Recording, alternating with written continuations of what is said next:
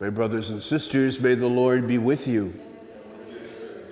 A reading from the Holy Gospel according to Luke.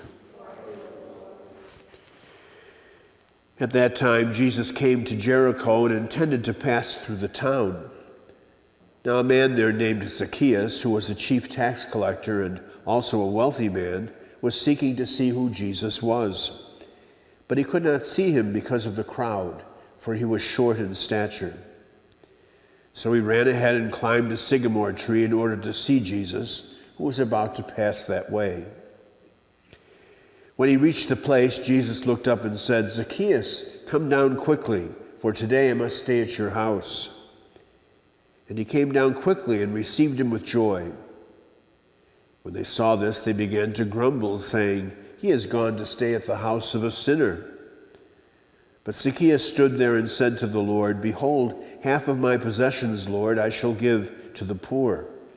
And if I've extorted anything from anyone, I shall repay it 4 times over." And Jesus said to him, "Today salvation has come to this house, because this man too is a descendant of Abraham. For the Son of Man has come to seek and to save what was lost." The Gospel of the Lord.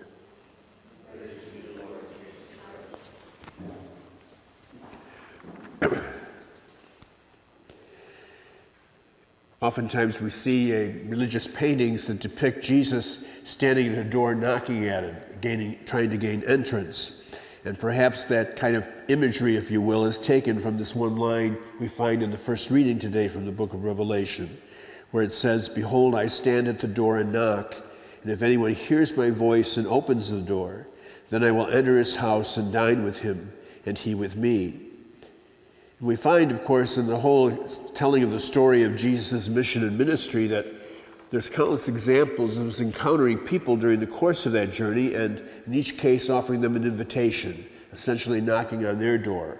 And he leaves it up to them to either say yes or no to the invitation that's being offered. And so in the case of all the apostles, we see this happening. In the case of the tax collectors, we see this happening. But in each instance, after given that invitation out for a relationship, it's up to the person to either say yes or no to it. And if they do say yes to it, it carries with it a challenge, that they must somehow change their ways, change the things that they do. And so, for example, in the Gospels, we see the apostles taking the invitation of Jesus to follow him and picking up from their work, from their occupations, and leaving everything behind in order to go with him. We see another example of that today in this reading from the Gospel of Luke, where we encounter this strange little individual, Zacchaeus. It must have been kind of a funny scene to see this little man sitting up in a sycamore tree staring down at Jesus.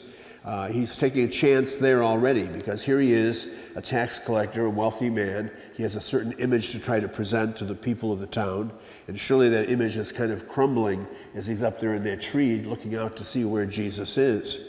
Jesus comes along and essentially knocks on his door, and he allows him the opportunity to respond to him. And again, back to that little religious painting, these images where Jesus is knocking at the door, if you look closely, there's no knob on the outside of the door. Jesus can't open the door himself. It has to be opened by the person inside in order to have this relationship with him. And so Zacchaeus takes the invitation and allows Jesus to come to his house. And he ends up doing exactly the same thing all the apostles do. He ends up transforming his life, making a conversion experience, telling Jesus that if I've in any ways been crooked in my dealings with the taxes, I will pay back 4-fold, and I will end up giving back to people anything that I might have taken from them for the poor. The same kind of challenge and invitation is to us. Over and over again, Jesus knocks on our door, and it's up to us to either say yes, come in, or disregard and pretend we're not home. But we have to realize that if we open the door, it carries with it as well a responsibility on our part to change our ways, to undergo a kind of interior reconversion again, so that it's be closer to the message of what Jesus presented to all those who followed him, and specifically what he presented to us in a very concrete way when we said yes the first time in baptism.